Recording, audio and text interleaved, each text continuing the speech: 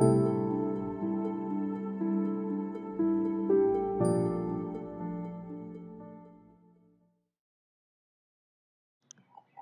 evening. The Valley of Dark Shadows, or the Shadow of Death, is just a passage.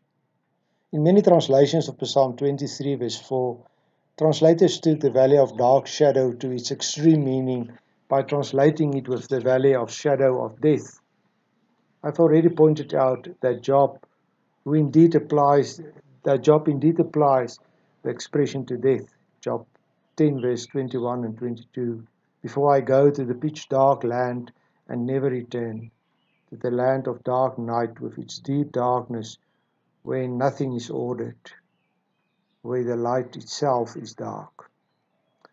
After all, death remains the last enemy. After all, the shadow of death falls on every facet of our lives. We even acknowledge in the baptism form that life is nothing but steady death.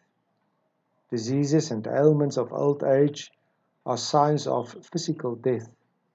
Inability to escape sin, in our lack of wisdom and in broken relationships, we see the shadows of spiritual death of man. Everyone, even believers, go through the valley where the dark shadows are indeed going to be the shadow of death. But even in this, there is hope and comfort for the believer from this psalm. I do not have to fear the dark valley or the shadow of death, for the Lord is with me. His rod and his staff comforts me. Remember that the valley of dark shadow is only a passage. This is never the end of the path of the shepherd with his sheep. He must go through it in order to reach the green pastures and the water where there is rest.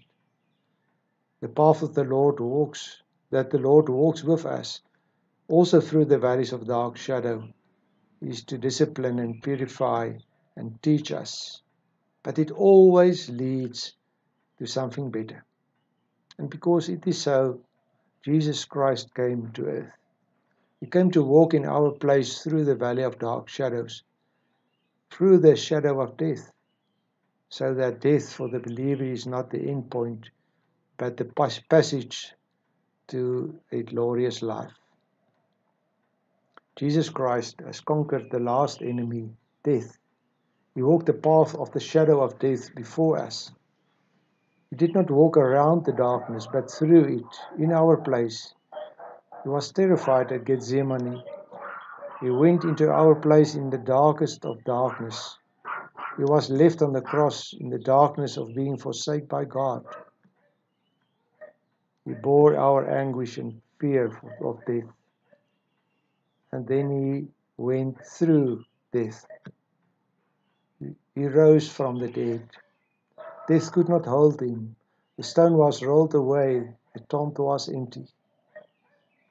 In him is the assurance he gave to Martha at the death of Lazarus from John 11:21. Lord, Martha said to Jesus, if you had been here, my brother would not have died.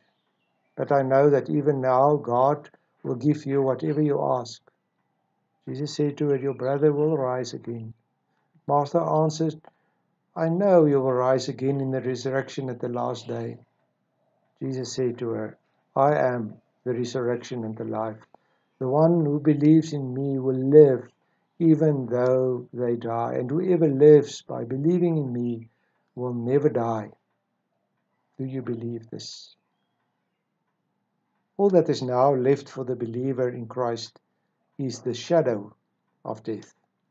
Jesus came to pull the sting out of death and take away the fear of death for the believer.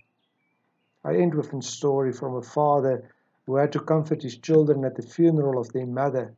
He had no words until he saw a truck drive past and the shadow of death from Psalm 23 arise in his thoughts.